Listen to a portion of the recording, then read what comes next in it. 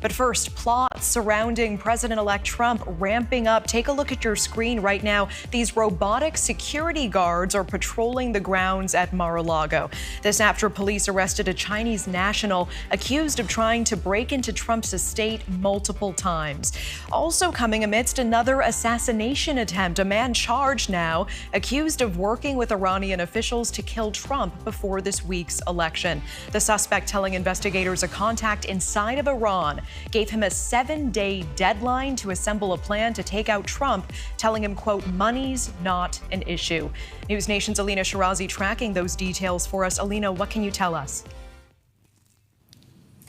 Natasha, good evening. We know that a spokesman for Iran's foreign ministry denied that report. He called it, quote, completely baseless. He also went on to say that these types of claims are aimed at further complicating issues between the United States and Iran. But we know that Attorney General Merrick Garland, one of many U.S. officials highlighting Iran's threat, has said most recently, quote, Iran poses one of the most significant national security risks to the U.S.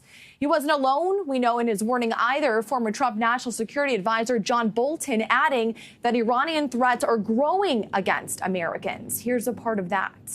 There are a lot of current and former U.S. government officials who have been subject to this Iranian activity, a lot of ordinary American citizens. I think it's a very major concern.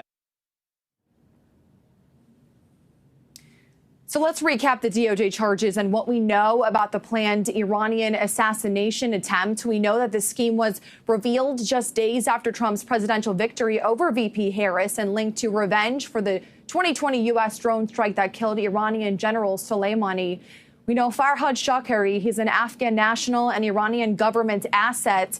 He told the FBI in a phone interview that the IRGC, Iran's Revolutionary Guards, offered him at least $1.5 million to carry out one of the assassinations. As well, again, another U.S. citizen of Iranian descent in New York, Masih Alinejad is her name. She is an outspoken critic of the Iranian regime. We know Shakari, he stated to the IRGC that a hit on Trump would require, quote, huge funds, to which an Iranian official replied, quote, money is not an issue.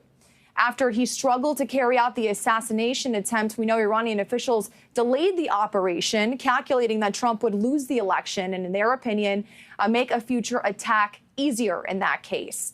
But according to that DOJ indictment, Shakari is an Iranian Revolutionary Guard asset who had immigrated to the U.S. as a child before being deported in 2008.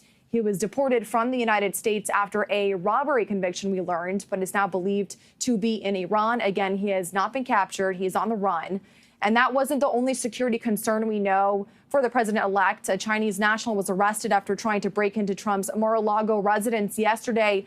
You can see this video, robot dogs being used outside of Mar-a-Lago as part of the president-elect's security details. And also, meanwhile, we know some breaking news here on President-elect Trump's new cabinet. Trump announcing on Truth Social that his former ambassador to the UN and one-time GOP opponent, Nikki Haley, and his former Secretary of State, Mike Pompeo, won't be joining his new administration. Natasha. Okay. Thanks for watching. Go to joinnn.com to find News Nation on your screen. And don't forget to click the red subscribe button below to get more of News Nation's fact-driven, unbiased coverage.